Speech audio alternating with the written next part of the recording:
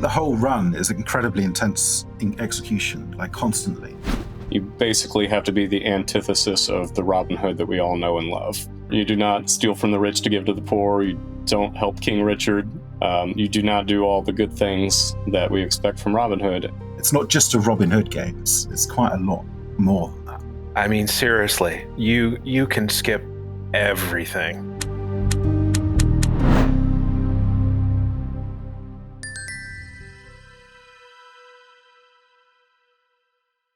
Today, I'm going to tell you the incredible story of conquests of the longbow speedrunning, of humble beginnings, relentless ambition, and of the people who broke the game beyond anything I thought possible. But first, have you ever built a PC with high-powered components only to use it for things like emulating 30-year-old video games? Well, if you own an RTX 3060 or better, you could put that spare computing power to work with Salad, today's sponsor. Salad is a compute sharing platform that uses your idle resources to help out with computing projects. If you have the right hardware, you could earn between $40 to $200 a month in rewards, which you can use on games, gift cards, and more. Become a salad chef and start chopping. No, that's actually what they call themselves. See, speedrunners aren't the only people with weird lingo. Check out the link in the description below and see if Salad is right for you. In the spring of 2019, I realized no one had done any runs of one of my favorite games. There were no leaderboards. I would have to be the first. So in April of 2019, I sat down and routed it out. Wish me luck. It's going to be probably very slow and very terrible. That's okay. In Conquests of the Longbow, you play as Robin Hood. The main objective is to raise ransom money to free King Richard the Lionheart. Over the course of 13 days, your actions, good, bad, or very bad, will determine your fate. On the first day, we have 3 things to do. Find the shooting glen, save a peasant from one of the sheriff's men, and visit the widow's cottage. The shooting glen is pretty simple. First, we have to wait through a discussion with our men at camp. This takes about 5.5 seconds with skipping through the dialogue. Then go a few screens north to the glen. You can practice archery here, but it's optional, so in my run, I leave immediately. To get to the peasant encounter, we have to walk a few screens left of our camp to the overlook. You might think to use the fast travel map to go back to camp and then walk left. That would save us a few screens of walking. But if you do that, there's some extra dialogue with Friar Tuck, and it turns out to be slower. So instead, we travel in a sort of zigzag pattern. At the Watling Street Overlook, a location that will become very familiar, we wait for a peasant to show up, followed by one of the sheriff's men. The good Robin Hood would take care of the situation heroically.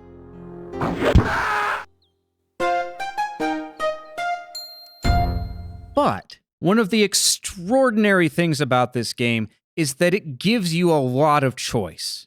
So instead of saving the peasant, you can just walk away. Yeah, the game lets you do that.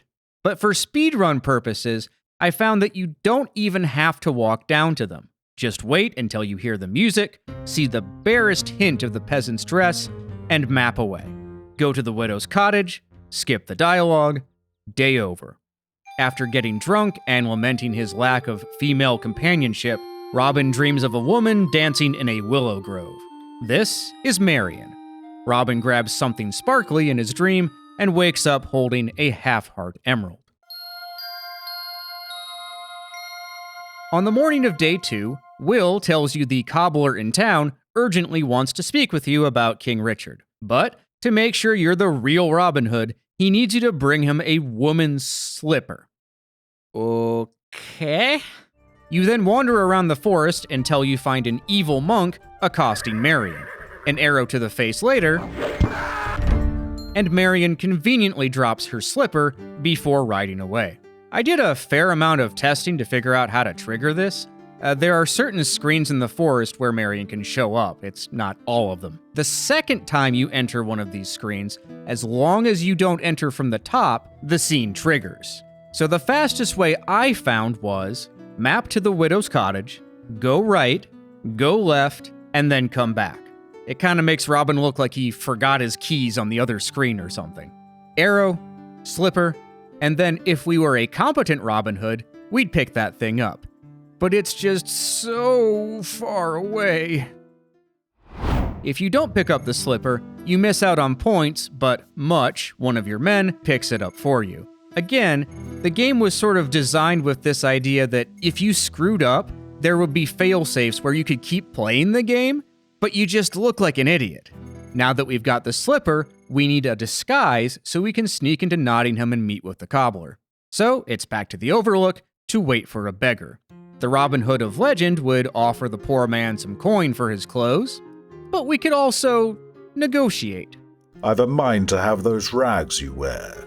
Will you give them to me, or will I add a new hole over your heart? And I figured at the time that this was faster. I think that's going to be faster because if you don't have to pick your money up at all in this run, then that's going to end up saving a bit of time. Something else I noticed on my first run was that the game had lowered the speed setting without asking. What? Why did the speed... Oh, that's interesting. Oh, you know what I think that did? Oh. I think this is because the game's trying to make it look like you're a slow old beggar, because if you put up the speed again manually, it looks a little silly. In town, we give the slipper to the cobbler and have a private chat. The evil Prince John is stealing money from the Queen meant for King Richard's ransom. A large sum of this money is going to be traveling along Watling Street in just a few days.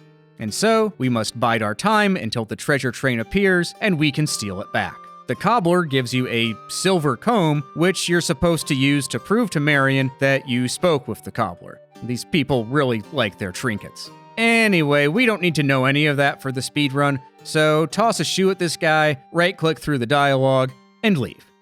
Day 4 is a short one. We first give Marion the comb. We could show her the half-heart emerald to unlock a romantic sequence later, but that takes time. Instead, we map to the Overlook. There's an encounter with a poacher and a sheriff's man. It plays out exactly like the peasant from day 1. Wait for the cue, and then bravely map away. There we go. Okay, so if I need to do the map there instead of leaving.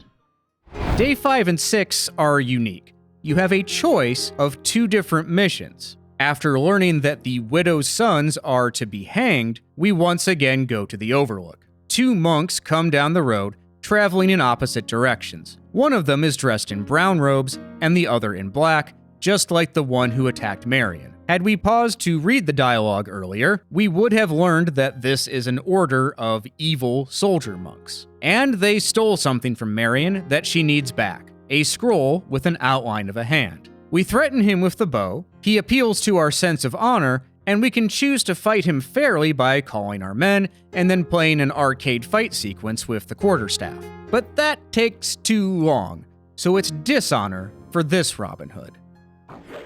Kill him.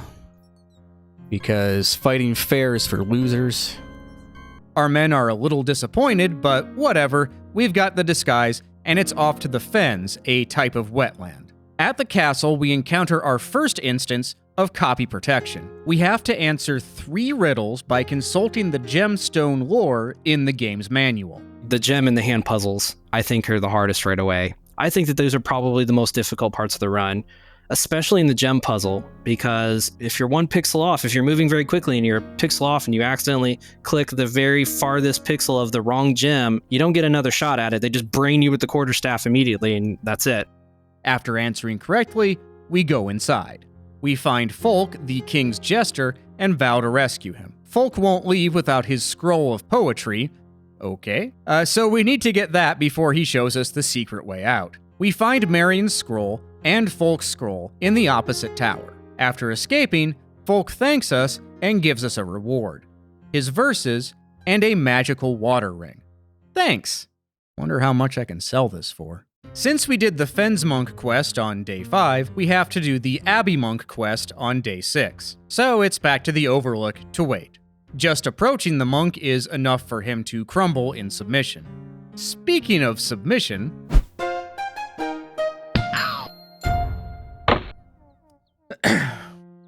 This goes on for about 30 seconds, which in a speedrun feels like an eternity. Anyway, with the disguise, we can rescue the widow's sons from hanging. This is the longest quest line in the game. The best way to solve this, and the way to get the most points is, deep breath, go to the Abbey, grab 3 robes, talk to the Abbot, take his empty cask to the pub, refill the cask, play and win 9 men's Morris against Harry, winning a magical amethyst. Exit the pub through the secret passageway, drink with the Abbot, use the amethyst in your cup to avoid passing out, steal the Abbot's money, go to his bedroom, find a puzzle box under one of his pillows, go to the castle, bribe the guards so you can bless the widow's sons, go back into the secret passageway, and when the guards leave, put 4 pennies on the table so the guards can afford drinks, wait until they come back, wait until they leave again, enter the room, tie the robes together, have the 3 sons dress in the robes, leave the pub, and bless the Sheriff of Nottingham on your way out. You got all that? Seriously, in the current 100% world record, which requires the maximum score, it takes 5 minutes to get through this sequence, and that's with skipping all the dialogue, turning the speed up, and not wasting a moment. Or you could not do any of that. This is another one of those instances where the game gives you multiple solutions if you can't figure out the harder stuff. Blow your horn at camp and pick one of your men's rescue plans, which performs a frontal assault on the castle. You don't get nearly as many points, but it's still a win, and it's much faster than doing all that nonsense I just talked about. However, there's a third, even faster way. Before I started the speedrun, I found a community playthrough thread on the now archived Adventure Gamers forum. In that thread, which was kind of a group let's play, people challenged themselves to find both the maximum and minimum number of points for each day. AT Machine found that after you get the monk's disguise, you can simply travel back and forth between Nottingham and camp. On the 3rd trip back, your men get tired of waiting for you, assume that you're dead, and attempt a rescue themselves.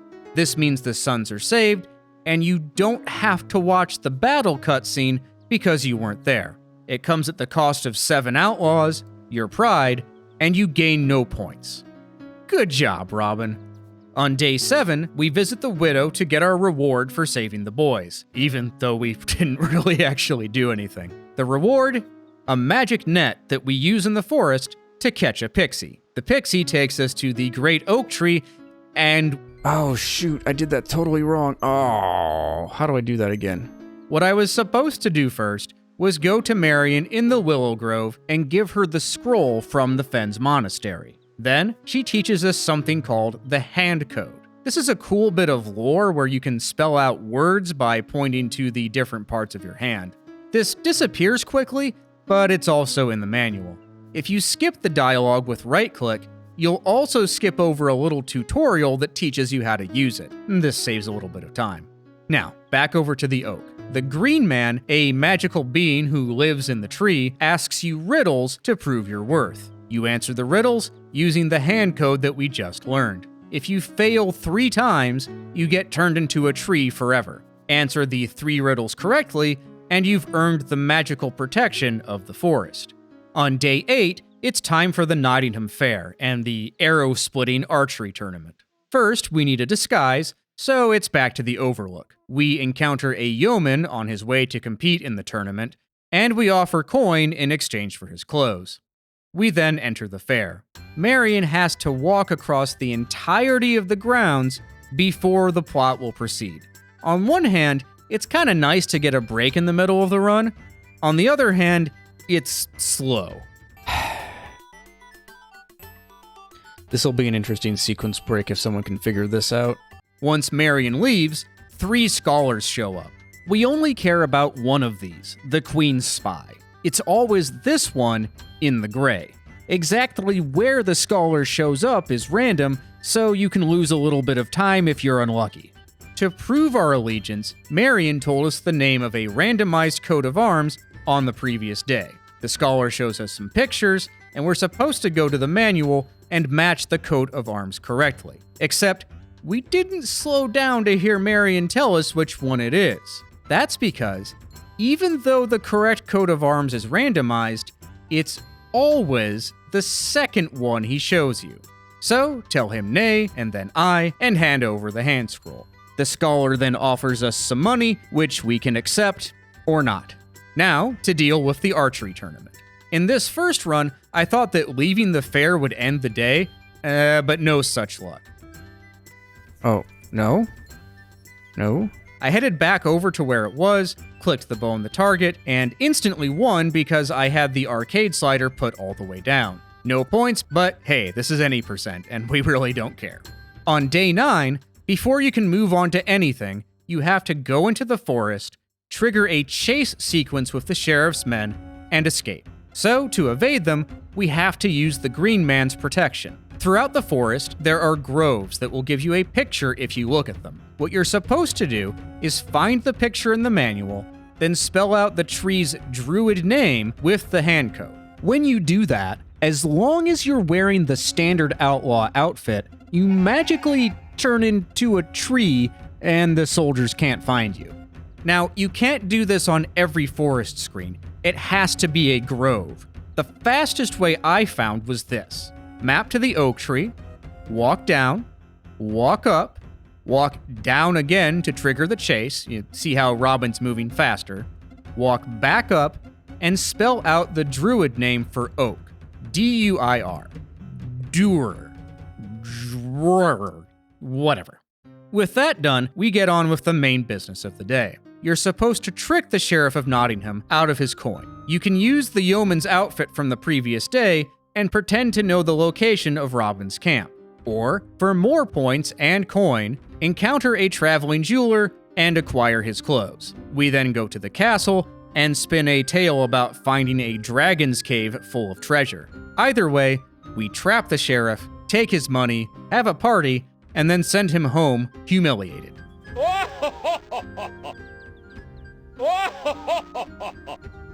Thankfully, for the speedrun, there's yet another option. If you leave immediately after meeting the sheriff, he bans you from returning, and the day ends with you lamenting what a waste it was. At night, before day 10, Marion joins us at the campfire and hands over a puzzle box. I know I barely mentioned it, but back on day 5 or 6, there was a puzzle box we were supposed to steal from beneath the abbot's pillow. This is a failsafe in case you didn't do that. Yet another instance of the game allowing you to be completely incompetent. In the morning, it's time to open the box. There are a bunch of letters on top, so how do you know what to spell? Back on day 5, Folk gave us his scroll of verses. Each line in the poem has the druid name of a tree. Look at the first letter of each tree in order, and that spells out the Latin solution. It's chosen at random from these 10 possibilities, and thankfully, each solution starts with a unique letter. So, all you have to do is look at the first line of the scroll to know the answer. Put that in, and we have the fire ring to go along with our water ring. Once we leave the cave, Little John shows up with awful news. Marion's been charged as a witch and is going to burn at the stake. We blow our horn, gather our men, and pick a plan. The one that gets us the most points is one of subterfuge. If we were so inclined, we would head to the pub, convince the owner to let us use the secret passageway to go to the abbey, and make our way through a hedge maze. At the end of the hedge maze, there's a door to the witch-burning arena. Your men attack, giving you an opportunity to slip in. But all of that takes time, so just pick any of the other plans. This takes us straight to the rescue. The only difference between them is how many outlaws you lose and how many points you earn. And we don't care about either of those things. Oh, and let's hope that you put on the fire ring before you called your men, because otherwise... Anyway, save Marion, and then combine your half-heart emeralds to heal her. Slowly go through the next set of dialogue, because Marion gives you a randomized password that you need to use later. If you click too fast and miss it, you don't get to see it again. Day 11 is amazing. Friar Tuck runs up in a huff and tells us the treasure train has been sighted. You know, the one Lob told us about with all the money we're supposed to steal. We've been doing so little in the way of heroism, I wouldn't blame you if you forgot. Blow your horn, call your men, and pick a plan. Depending on the plan's competence, you'll lose a certain number of outlaws and gain some number of points. you get to watch an elaborate battle sequence, after which you'll get the treasure. This takes up a good chunk of time. Unless you pick Much's plan. Create panic with wild boars.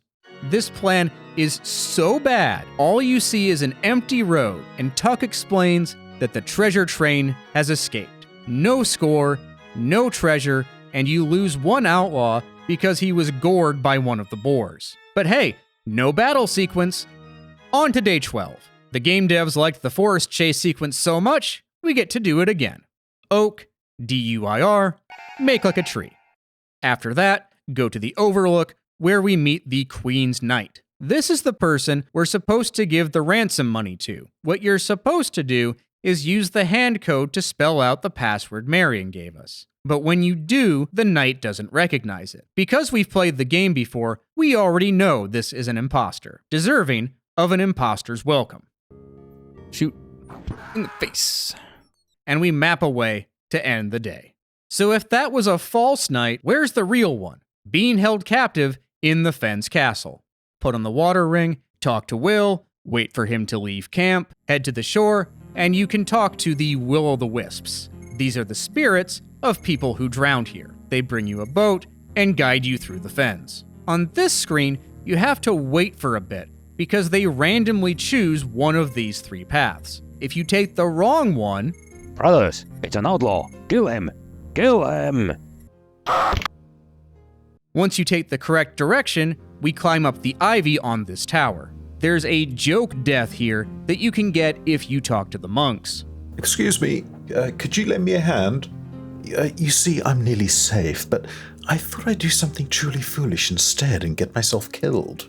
Brother, quickly! Bring some rocks. There's an intruder below. But if you want to actually win the game, you need to jump in through the window. In the tower, use the hand code to give the real knight Marion's password. If you have the arcade slider on anything except the lowest, you have to play this sequence where you avoid falling rocks. But since we're cowards, the game just lets us go.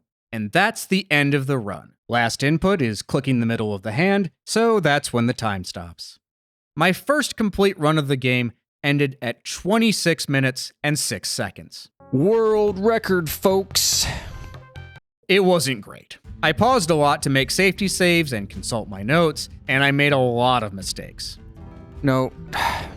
The next day, I cleaned up things a little bit. I used the speed slider to make the beggar go faster.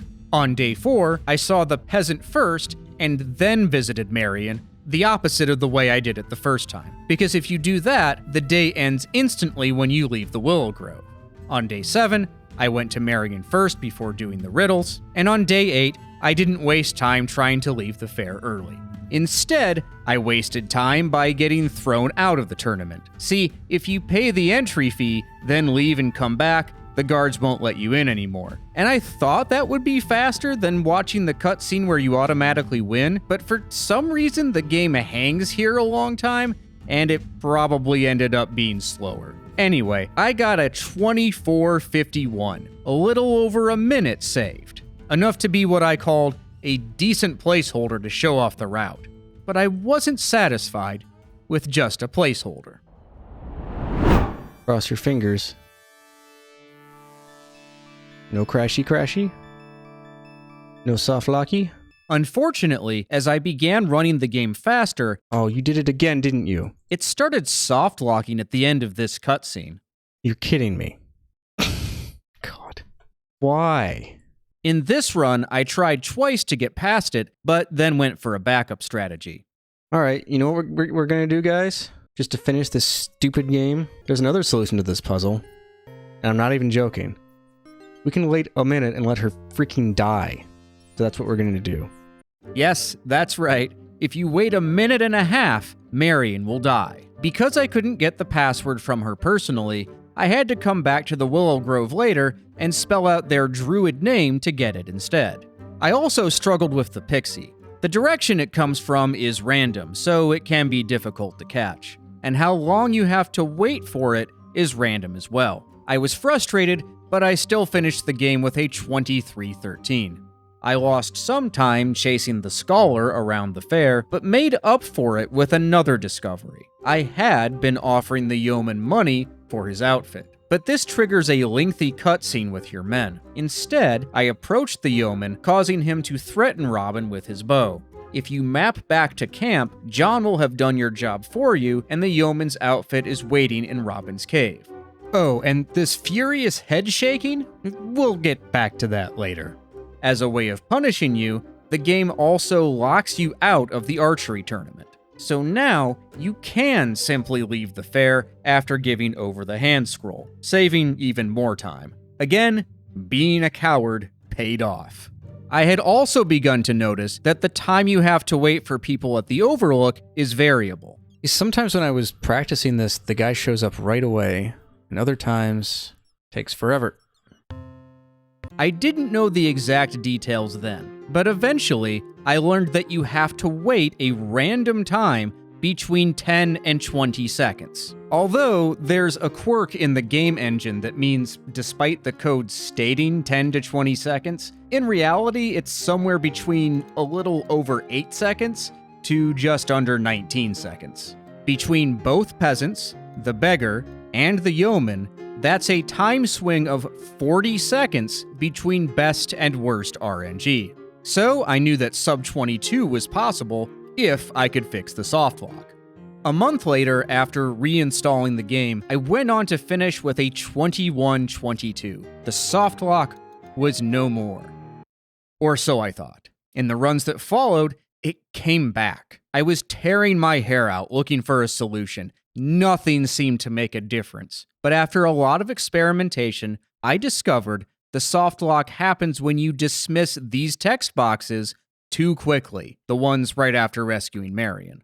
Much later, Sluicebox, a Scum VM developer, would discover the cause. At the same time the text boxes come up, there's also this sound effect.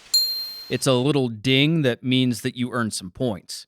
If you close the boxes before the sound effect is done playing, the game locks up. In the current versions of Scum VM, this has been fixed, but the solution back then was, wait a second, and don't click them away too quickly. With that knowledge, the path was wide open for a new world record. I wonder if there's a more optimal path, like through the forest. I feel like there is, because Robin sort of, goes around trees in a way that's sort of weird. No, almost forgot this part.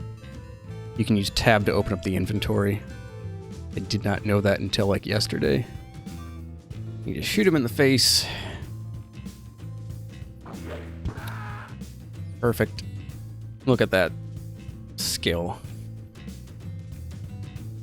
Alright, time to hold enter for a while.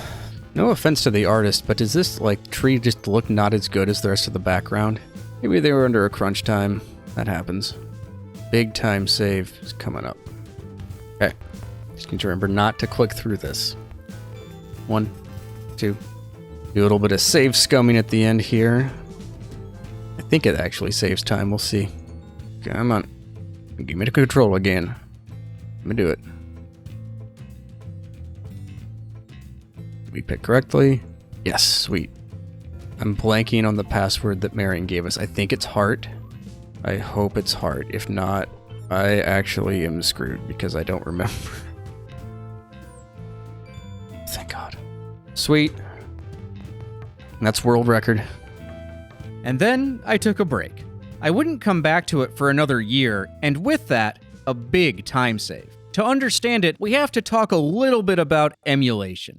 If you buy the game on GOG, it comes bundled with Scum VM, a program for running old adventure games on modern PCs. To reduce bugs and provide a more stable experience, Scum VM sometimes throttles the games, making them slower than what they would have been on a fast PC in the 90s. This is great for casual play, but not what we want in a speedrun. I had tried running the game in DOSBox at max cycles, but that made the game crash. Instead, I ran the game in Urquan's Scum VM. This removed the speed throttling and brought the game closer to a native DOS environment. Running it unthrottled was fine for the most part, and it even added a great feature. Robin has these head-turning animations that are supposed to happen every couple of seconds. but this is tied to game cycles and not a real-time clock. Unthrottled, Robin gets super paranoid and it looks like his head's about to fall off. Long story short, Robin moved faster. But there was a problem. Try as I might, I could not catch the pixie with the throttle off, even when it clearly walked over the net. And then I found Conquests of the Longbow version 1.0. Actually, technically, I had played with version 1.0 a little bit, but I stopped because I thought it might be causing the softlock. So I guess it's more like I rediscovered it. There's one key difference with version 1.0 for the speedrun. You can run it unthrottled, and you're able to catch the pixie, as long as it enters from the right-hand side of the screen. You see, you can only catch the pixie when it's on the ground, not when it's flipping around in the air. Running the game unthrottled makes it flip almost constantly. But for whatever reason, in version 1.0, the pixie only flips when it enters from the left and not when it comes in from the right. This essentially means that you have a 50-50 chance of being able to catch the pixie every time it comes on the screen. Okay, that was... Oh, nice, okay. Back to camp. Good. Bye. Wait a million years. Lions. Lions, lions, lions. Lions, lions, lions. Need to remember lions. Alright. L. I. O. N. S. Cool. On July 24th, 2020, I earned a 1934, about 30 seconds faster than my previous world record. And a lot of that was due to running the game unthrottled. And that's where I left it. I had no desire to grind further, so I updated my guides on speedrun.com and moved on again. There was only one other runner on the board at that point, Milquetoast, who also goes by Amiga Runs. Like the name indicates, his thing is running games on the Amiga platform. It was great to have another runner around, but the Amiga version is extremely slow. Like, over an hour slow. And so after submitting one run, Milquetoast left too. Sometime in 2021, in the comments of my 2102 world record, a user named Tiny Teapots gave me a great tip. The Watling Street overlook doesn't appear on your map until you find it on your own. I had just been walking there through the forest, which takes about 12 seconds. But Teapots pointed out that you can use the map to jump to the road next to the overlook and then just walk one screen right. I thanked them, put the idea in my back pocket, and promised to use the strat when I got around to it. And then, in September of 2021, not one, but two runners would join, and everything changed. Oh, I had this game on floppy way back in the day, in the early 90s, and it was always one of my favorites, going around and seeing what weird things you could do. And I was searching for King's Quest stuff on YouTube, and that led me to one of your History of the Record videos. And I checked out your channel, and some of the stuff you had done was Conquest. I was like, Conquest, I love that game. Alrighty, who's ready for a world record? Once I had everything set up, I just, it all fell into place. Deathwing quickly earned an 1828, a full minute faster than my record. It was a lot of fun getting the first record, and knowing that there was some competition. I was hoping that you would see it and fire back and jump back into it, and other people would join in over time. He also created a great resource for the gemstone copy protection. By this point, I had gotten in touch with Sluicebox, the Scum VM developer I mentioned earlier. Sluicebox explained that the gemstone riddles are in a fixed order. The game picks one at random and then gives you the next two. Deathwing used this knowledge and created a spreadsheet to quickly find the answers. We no longer had to sort of jump around to figure things out. Another runner, Alcars, had also joined the competition. And it's just a beautiful game. I mean, you play this game, it's like playing a painting. It's like an oil painting. It's just beautiful, and it's aged so well. Alcars and Deathwing had reignited my interest in the game, so I came back for a few runs. Good, there we go. Less than 10 seconds off world record. I can live with that for tonight. Deathwing was no slouch, and on September 17th, he earned an 1814. Deathwing and Alcars had started to find optimizations. At some point, we realized, why are we picking up money at the beginning of the game? Like, the very first action in the old world record, you're 19, is picking up money. We don't do that anymore. Once we realized we only need money for the sheriff bit with the yeoman, and you get money from the scholar as long as you say yes, which doesn't take any time. Just 3 days later, I would be back at it. I had some great RNG in the first half. Deathwing's gemstone resource helped me get through that puzzle faster. I lost some time at the fair because of scholar placement, and started to get sloppy in the second half of the run. Still, going into the last day, I was 31 seconds ahead of my personal best, and on track for world record.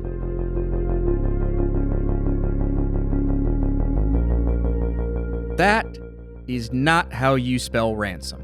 Flustered at having choked the final inputs, I lost a lot of time. World record lost by 4 seconds. Later that same day, Deathwing dropped the record even further to 1803.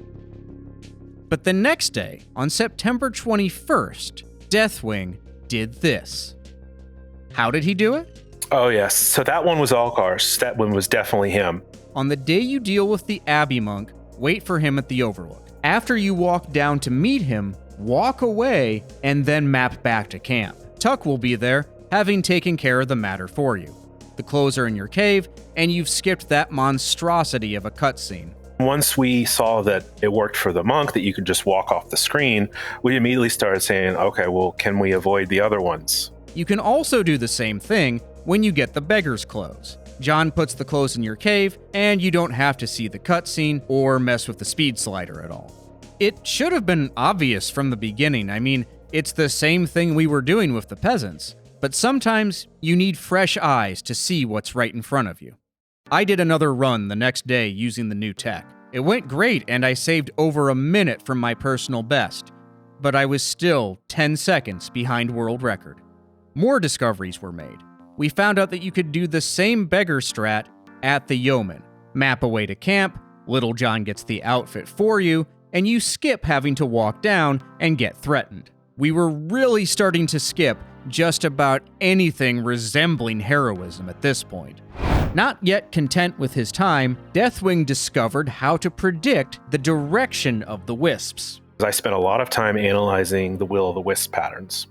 I wanted to know how many patterns there are. Could you predict where they were going to go? And it turns out, yeah, there's only 3. They can go certain ways. And on top of that, it was almost always to the right. For example, if they start out by moving to the left, they'll take the right edge. And so you could figure out, just by looking where they start, where they were going to end.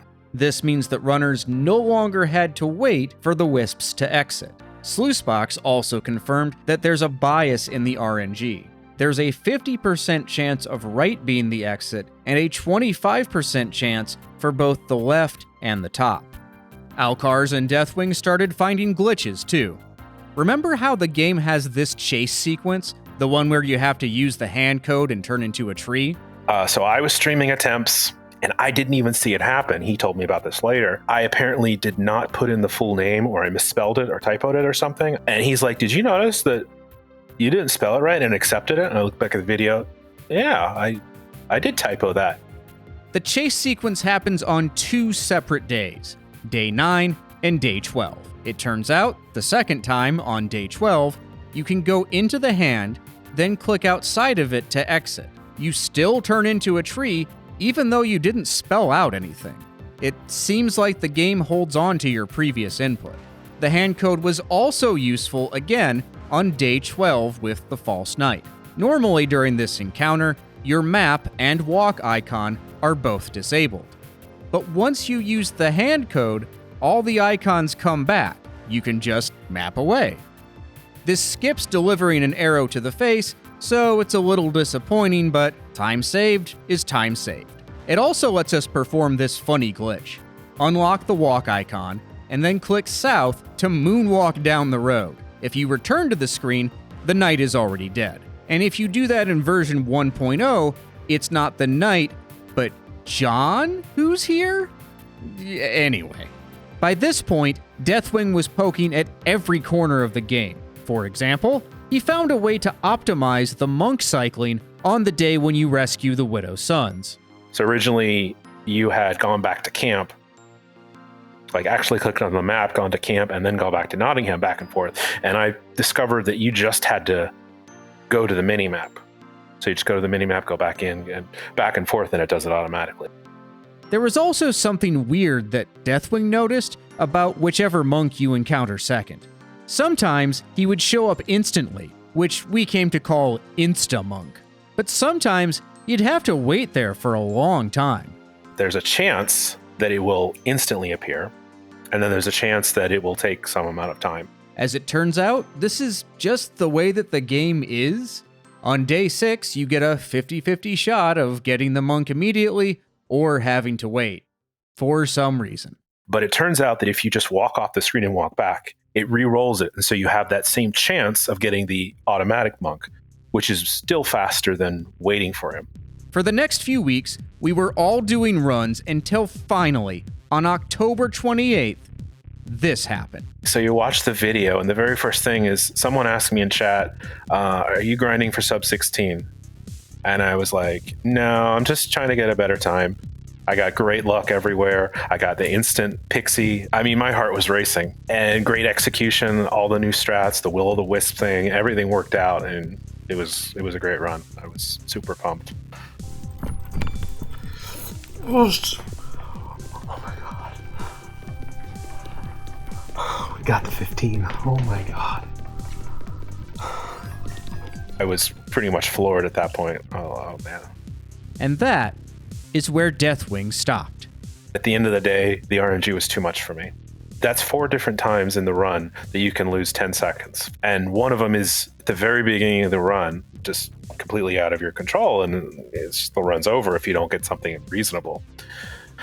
And then on top of that, you have the pixie. You could have the run of your life going and left side, left side, left side. You're just standing there watching your time, drift away into nothingness. That's part of the reason I stopped. Activity would quiet down for a few months, until March of 2022, with the arrival of Lemming. Something I really like about point-and-click speedruns in general is I really enjoy the low barrier for entry, right? Like anyone can pick this game up and do a speedrun of it. And as soon as you start doing it a couple of times, you start to feel like you're really sluggish, and you start getting a little obsessive about all the little ways you can speed it up. Shortly before I started running the game, the work that you, Deathwing, and Elcars put into the game into the optimal route was fairly fresh. So I came at really an optimal time to take advantage of a lot of hard work that the community had already put into the game. The second part of that is that at that point in my modest little speedrunning career of mostly playing games in this same engine, I had picked up a lot of little tricks to make it that much quicker, which I don't think had really been applied to the longbow runs just yet. One easy example. So in day 2, pretty simple. All you do is walk around the forest until you see Maid Marian being accosted by an evil monk, and you shoot him. During that span of time where Robin is walking from point A to point B, I queue up the longbow icon. I use a action storage mechanic in the game by pressing insert or middle mouse. You can switch your current icon or inventory item back to the walk icon and vice versa. So in that screen, I'm able to just shuffle back and forth, and then I'm clicking through it while also hitting middle mouse at the right time. And as soon as that text box is gone, I'm already shooting an arrow, which saves like a few frames of taking my mouse over there. I save time switching the icons up. Little things like that, as you add them to the run, is where I think I really dropped a lot of time. I wonder if I should go for something under 1530. That sounds kind of nightmarish, to be honest. I took a break from the game, not because I didn't think sub 15 was impossible. It just seemed way too hard. It felt like I had to have perfect execution. And at the same time, I needed 5 different RNG factors to go perfect. And the odds of that, I never calculated them, but they were surely just like terrible.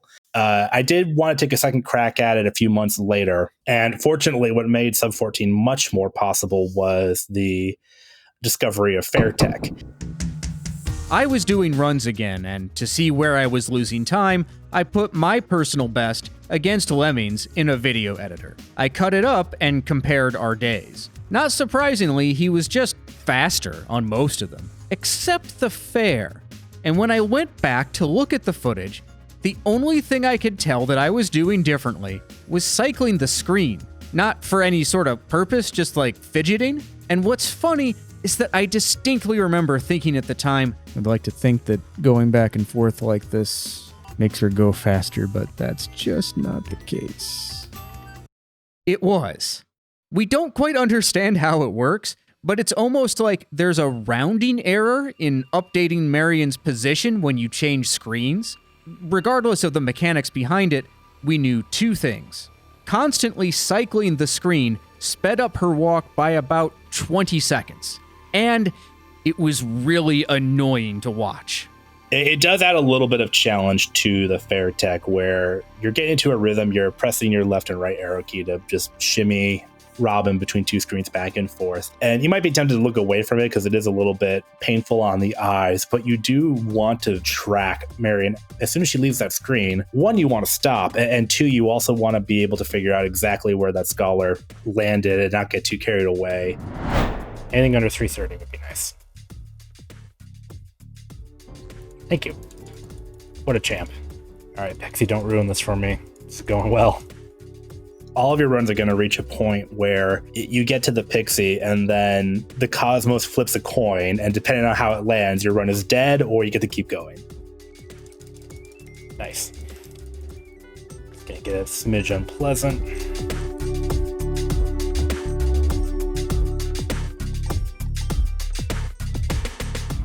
Okay, this could be it. Ooh, hope I don't mess this part up. Come on, give me the good RNG. Give me the left. Give me the left. Nice. G, E. Oh, that's a good time. Getting sub 15, it felt great. It was just an achievement of a plan, kind of a plan of action I had made after getting back into the run. I think from a stream perspective, I probably got it in maybe 4 or 5. But what you don't see there is a lot of playing the game on lunch breaks, little coffee breaks in the middle of my day. It's an advantage of working from home, and just making sure that once you do get that RNG, you're doing everything you can to make sure you don't goof it up. Woo! There we go. When Lemming topped my run, and I was like just a couple of seconds, I admit I was pretty disappointed to lose it by just a short amount of time. But then after it dropped a huge amount after that, I was like, there's new stuff. It's legitimately significantly better. It's not just a matter of, oh, he got slightly better RNG somewhere.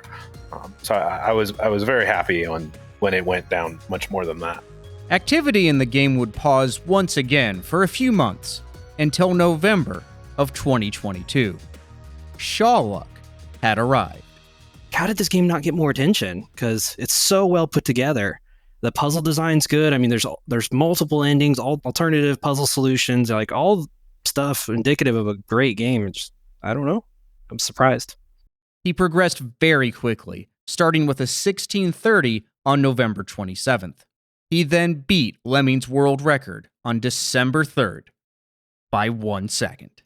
It was astonishing that not that he beat it, I knew he would get there, but that it was only 1 second. I'm always happy to see someone come and knock it out. That said, I will say I did have a little bit of ego that Shawluck only beat it by a second. I've had world records lost before, and typically I don't just lose them, I get pulverized. I mean, honestly, it didn't really feel earned. Lemming's run was better than mine by far. I just had better RNG, like much better. So it feels like I was more lucky than good. I didn't like it.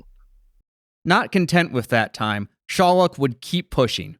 As he was going for the record, he would always talk about how deceptively tricky this game was. So it's great to be validated on the challenge of it, but also see somebody have the same interest and pull in it as you do. So you know you're not really alone in being kind of obsessed with a game from 1990 and making it go as quick as possible. The entire first split fell behind by about 10 seconds, like 10 seconds and some change. But I decided to play it out just to see how my practice with the gem and the hand puzzles had gotten better. But I in my mind, I was like, this run's dead. Like, it's probably doomed. When I shaved time off the Fen split and the Pixie split, I realized I was still in pretty good shape. And then when the Yeoman and the Scholar were good, I then realized, like, I could finish this strong and actually have something.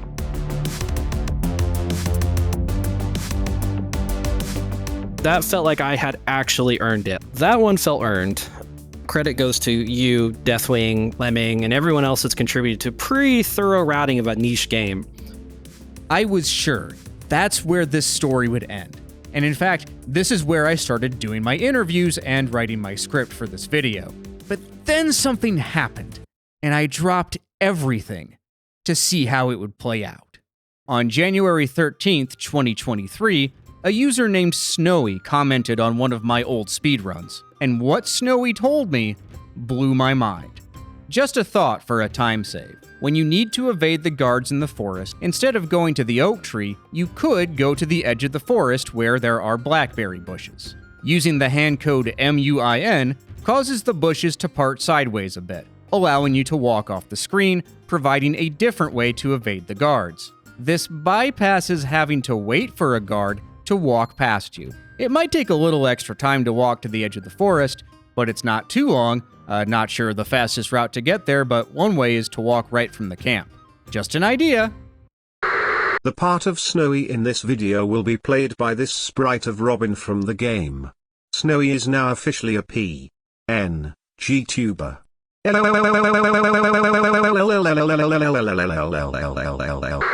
It's such a bizarre thing as well. Like the bush just like translates into the other bush. It's like it doesn't look like they really spent much time trying to implement it. It's just like just about hanging in the game, you know. It's I tested it, and it saved about 20 seconds overall. Before long, Snowy came back with an even better route by mapping to the Willow Grove. It's less walking, and for some reason, none of the dialogue boxes show up. Shawluck then used this reroute the same weekend and dropped the record by 30 seconds. Shawluck and all those before him had an impressive string of records, but the run would soon belong to Snowy. So I first played it when I was about 4 or 5 years old. I distinctly remember playing the game and being somewhat frustrated about having all these dialogue boxes pop up that I couldn't read. So I would just skip through them all. One of the first sort of major interactions that I did was to shoot the oak tree, which is a death. I distinctly remember a sort of a buzz and excitement from that actually doing something. You know, the green man just bursts out of this tree, and it's like, what? This is incredibly exciting. And then I gradually sort of started to read and stuff, and realized that those dialogue boxes are actually quite interesting. As that opened up, that made the game far more involved, and actually I started to understand what was actually happening. It was nice to be exposed to this little community and this fascination in this kind of abstract hobby. On January 22nd, 2023, Snowy would submit a run to the Any% version 1.1 category. It was a great run at 18 minutes. Slower than Any% because of the speed throttling, but good nonetheless. And there were 2 strats in that run that were brand new. In Scum VM, when you press escape, it goes to the top of the screen directly above the screen position of your cursor. What that means is, in many situations, pressing escape and clicking is going to be faster than moving your mouse up. So that was neat. But Snowy had found something else, an enormous breakthrough that was even more shocking than the blackberries. Most of the days have cutscenes at the beginning where you talk to your men. These are unskippable, and you have to wait for many seconds while they saunter off screen.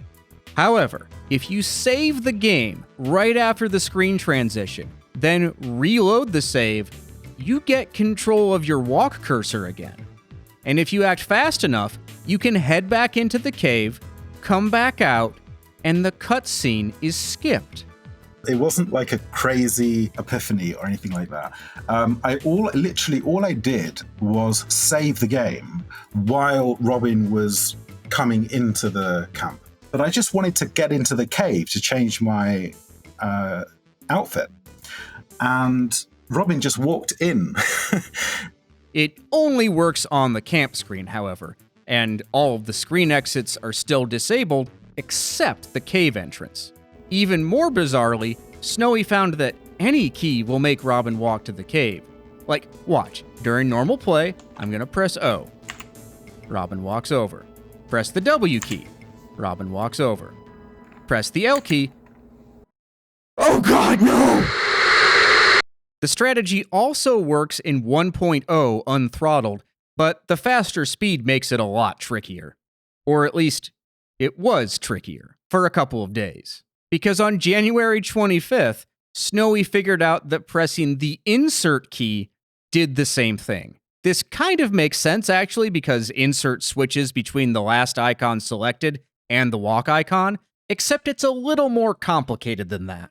Insert isn't supposed to override the hands-off icon, but it does, all over the place. Normally this doesn't matter, because the cursor still doesn't do anything. But the handle event method for the cave entrance is coded differently from anything else in the game. The half-broken input slips through, and that interrupts everything else that's supposed to be happening, as long as you do it fast enough. And out of all the places in the game, the cave entrance just so happens to be the best place for speedrunning. But in any case, pressing insert did the same thing as saving and reloading, which saved a lot of time. And Snowy immediately earned a new any % world record, from Shawluck's 1417 to 1350. And Snowy, odds blood, he wasn't done yet. He grinded more, got better luck, and took it down to 1312. It looked like sub 13 was possible.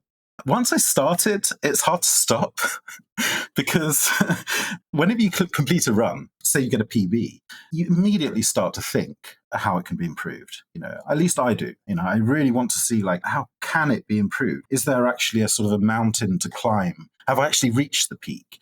And the answer is always no. And then Snowy found two small time saves.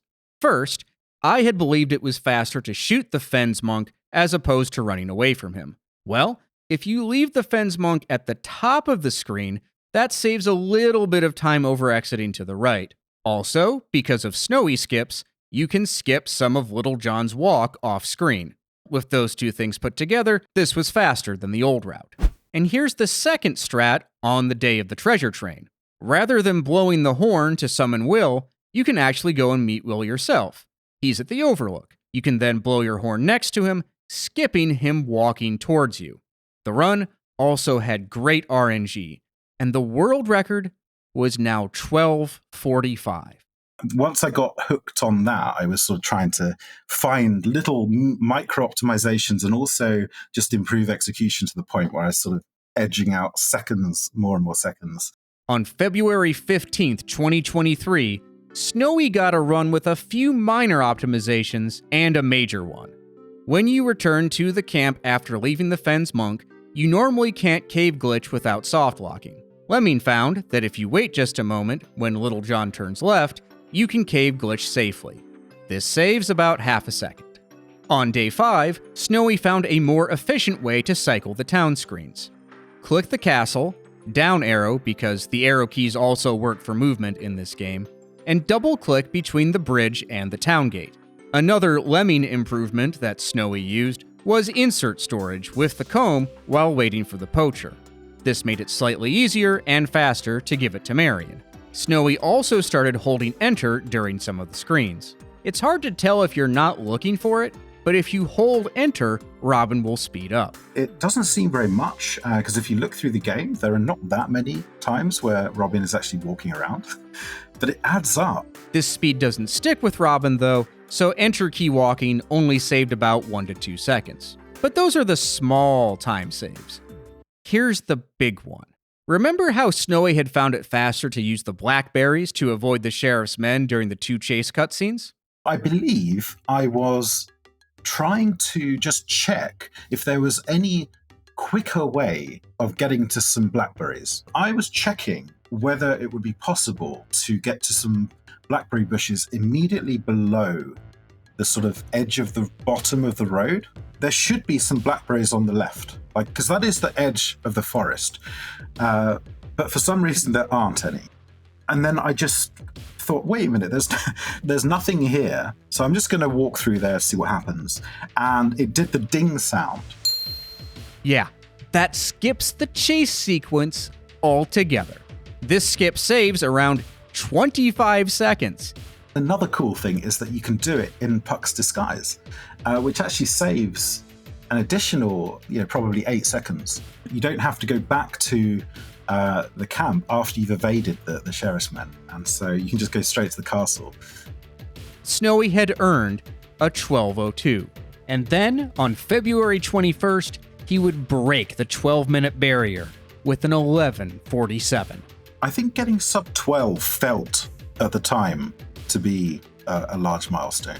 But I think with a lot of these things, after you cross the milestone, you realize how much better it can be. Over the next month, he would develop more micro-optimizations. He started speedwalking in more places. Snowy also started positioning Robin a little differently at the Pixie. You might think to just aim the net a little ahead of the Pixie, which works, but that requires concentration and sometimes you miss. Instead, I found that if you put Robin here, the Pixie is forced to cross the center. So, as soon as you hear the Pixie jingle, drop the net. There's something funny that goes on with the net, though, almost like the Pixie gets sucked into it sometimes. Anyway, Snowy took my strat and improved it. Put Robin at about 75% of the screen to the right and drop the net at Robin's feet. This means you catch the Pixie faster and exit the screen faster. At the Fens Monastery, you normally leave the refectory and have to be careful not to hold enter because you'll wind up out front again. But Snowy found that holding enter slightly to the left along the bottom of the screen will initiate a speed walk along the corridor. I just love that the world record got to this level of optimization. Snowy is just, I don't know, he's just so thorough and trying everything just to see if he can find some other way to exploit another weakness in the game. On March 17th, Snowy earned an 11:34, and then, with better execution, 11:30 on April 19th. You need to move the mouse accurately and click with confidence. You don't sort of wait for your brain to think, oh yes, I'm pointing at the right thing. I need to click now. And so over time, I think those executional things got really good. So going from 11:45 to 11:30 was almost pure execution improvement.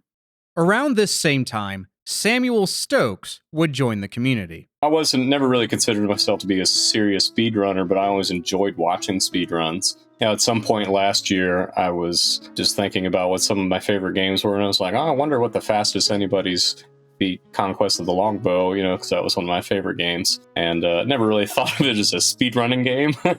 Until I watched some of your videos, I never really realized, oh, wow, there's a community that actually likes to speedrun these type of games, I was watching Lemming runs, just kind of being marveled by, wow, how do you do all these things so fast? And, it's something I'd been watching him for quite a while before I decided to try it. So I was thinking, I don't know, that seems complicated, to remember everything that's happening in the game. But within a week, I was able to get it down to like 27 minutes. And I was like, wow, I'm way far away from being competitive here. Sam's gift to the community was that of song. I'm a music teacher and I'm a composer, and so I like to play and sing. Every town has its ups and downs. In addition to playing the guitar and singing in between runs, he would make up words for the game's instrumental passages. And honestly, I can't watch this scene anymore without Sam's words in my head. Spinning all around in circles, it's my favorite thing to do. Here comes Robin Hood. I dreamed up this rock. Of course, Sam wasn't just a master of memery. He was also pretty good at the game, too. And I kind of have to explain this. Most adventure game speedrunners don't engage in long, consistent grinds. They'll go after a time for a bit, then move on to something different. Maybe they'll come back later, maybe they won't. But Sam, there was a time in the spring of 2023 where he was streaming Conquests of the Longbow speedruns almost every day. I really haven't ever seen anything like it. Yeah, I've gone through a little bit of a difficult period in life in this last year, and I think it's a really nice, just consistent distraction when I needed it. And it was, something that brought me joy, and I think it was just a good thing to give me a daily routine, when I needed it. And by the end of April 2023, he had brought his time down to 12:05. Man, yeah, I brought it down by 7 seconds. Boy, after all the just rotten luck I had last night, did I even finish a run? I don't think I finished a run last night. Sam would also make helpful discoveries about how the game works. For example, the scholar location at the fair could add precious seconds to your time if you were unlucky. The scholar can also kill your run if they appear on the other opposite side of the fair. They can start really close to the edge of the second screen, and then you pretty much don't see them. So then you waste about 4 or 5 seconds just trying to figure out whether they're going to appear. Your run can just be killed outright. One thing that's really cool, though, something that Sam found, is that you can talk to the scholar over the fence. This didn't completely negate a bad scholar placement, but it did help to lessen the pain. Meanwhile, Snowy kept pushing. And at this point, it's hard to convey just how good Snowy is. Just look at how fast he completes day 5. Snowy's speed and precision was like this everywhere. In fact, let's break down a part of the run to show just how optimized things became. In this section, Snowy needs to pick up the beggar's disguise and then later use the slipper with Lob. So, how does he do this most efficiently? First, he goes to the overlook. He has to wait at least 10 seconds for the beggar. Snowy uses that time to insert store the hand icon. He also selects the slipper from Robin's inventory and right-clicks to cycle back to the walk icon. The slipper is not insert stored, but we can now right-click to cycle to it in the future, which means we don't need to waste time going into the inventory. Once the beggar shows up, Snowy maps away from the overlook and returns to camp. He holds enter immediately to ramp up the fast walk, and then middle mouse clicks over the cave entrance. This has the same effect as pressing insert, which switches the wait icon to walk. Pressing the insert key, however, would interrupt holding down the enter key and stop the fast walk. But mouse inputs don't do that, so with middle clicking, Robin speedwalks into the cave instead of walking normally. As Robin approaches the cave entrance, Snowy moves the cursor away just a little bit, otherwise Robin will kind of walk back and forth a bit. Since Snowy is still holding enter, the speedwalk continues without interruption into the cave. He puts the cursor over the beggar disguise. Once Robin is close enough, Snowy presses middle mouse again to switch to the hand icon he set up earlier. This picks up the disguise. After that, Snowy does something I've never seen anyone else do. He holds the shift key and presses both left and right mouse buttons at the same time. You see, with a 2-button mouse, left-click fires an action, and right-click cycles through the cursors. To accommodate mice with only one button, shift-click is the same as a right-click. So, shift plus both buttons counts as 2 right-clicks at the same time, meaning that Snowy cycles from the hand icon to the talk icon to the slipper, all with one simultaneous input. He then presses insert, which stores the slipper, changes the icon to walk, and exits the cave. On the map, he presses and holds enter to select Nottingham, ramping up the speedwalk. He selects Lob's shop, and then Robin fast walks inside of it. Still holding down enter, Snowy puts the walk cursor over Lob. Once he gets close, he middle clicks to switch to the slipper and gives it to Lob instantly. And all of that for just 25 seconds of the run. This is the sort of meticulous planning that Snowy brought to the game. The whole run is incredibly intense in execution, like constantly. And on April 24th of 2023, it all paid off. I think I got an 1125 and I was like surprised, I was like, what? How did that happen? How was that even possible? And then I thought, okay, my very last goal, and then I'm going to retire, is going to be sub 1120. I'm just going to try it for a bit and see if I can do it. Having already achieved an 1125, Snowy kept going. And on the same stream, the same night, he earned this run.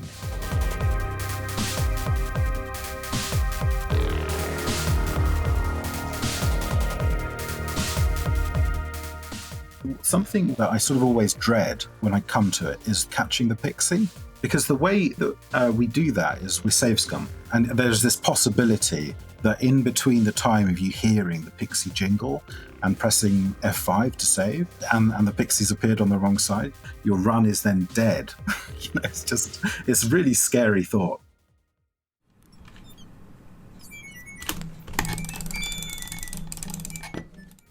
When you get to the riddles, like almost all of the RNG has been decided at that point. So I was incredibly excited and nervous at that point during the run. And so I consciously slowed down a little bit, because all it takes is one mistake there and you've lost all of the good RNG.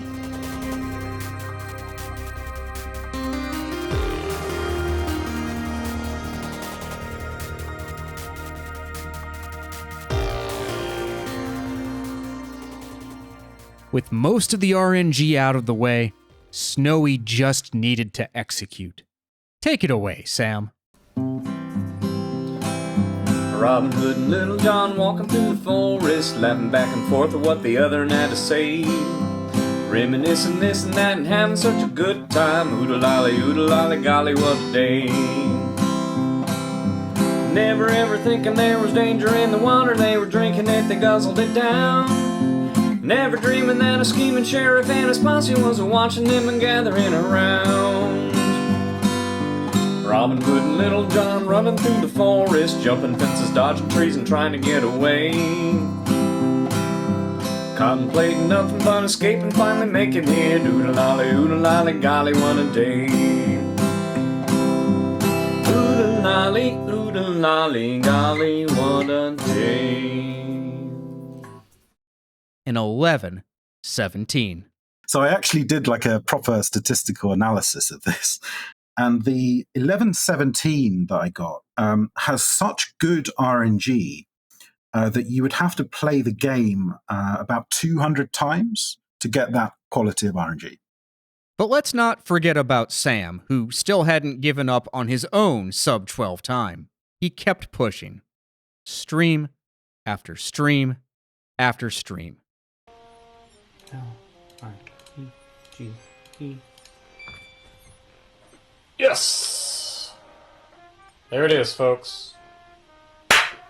Too bad everybody's asleep, but... Woo!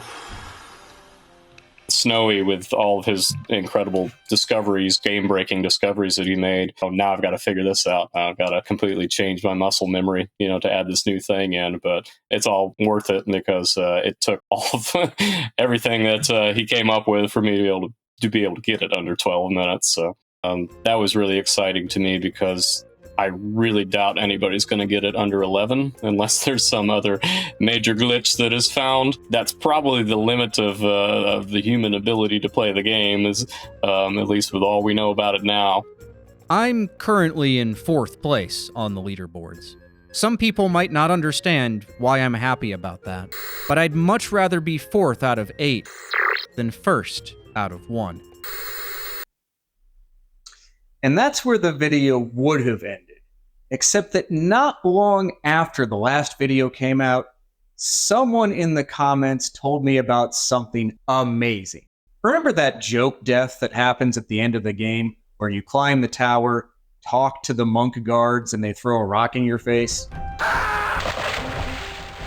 Well, to make that work, the game reuses the same assets from the arcade sequence at the very end, where you climb down and they're throwing rocks at you. So, what you can do is talk to the guards, go into the menu, drag the arcade slider down, and the game basically says, oh, you're in the middle of the arcade sequence and you just set the difficulty down to automatically win. So let's make you automatically win. The rock goes right through Robin, ignoring him completely. Robin climbs down, gets into the boat, and the knight automatically appears. You row away, and the game's over. You won. Because of this, you no longer have to go into the tower and show the hand code password to the knight. It also means you don't have to know the password in the first place, so you can just skip past all of Marion's dialogue. Altogether, this saves, well, if you're Snowy, it saves about 2.5 seconds, because you still have to go into the menu and fiddle around there. If you're somebody like me who takes longer to put in the password at the end, maybe that's a few more seconds. But it's just so exciting to keep finding things in these old games. Now, there hasn't been a new world record because of this yet. Remember, the RNG swing is 40 seconds. So all of the RNG events put together contribute a lot more towards your time than a 2.5 second time save right at the end. But it's possible that Snowy could come back and do something. There have been some new world records in the low percent category. That's where you get the minimum amount of points. And because you don't have to show the hand code to the knight at the end, you don't have to get those points anymore. There was also a neat glitch that was discovered that allows you to skip the forest chase sequences and not get the points for it. Maybe that's another story for another time, though. In any case, I am just so thankful for everybody who's taken a look at this. And if you know anything about this game, put it in the comments. If you want to learn more about how Conquests of the Longbow works, you can check out my deep dive into the game. A huge thank you to everyone I interviewed for this project, and of course, a big thanks to all of my patrons. Take care, and I'll see you in the next one.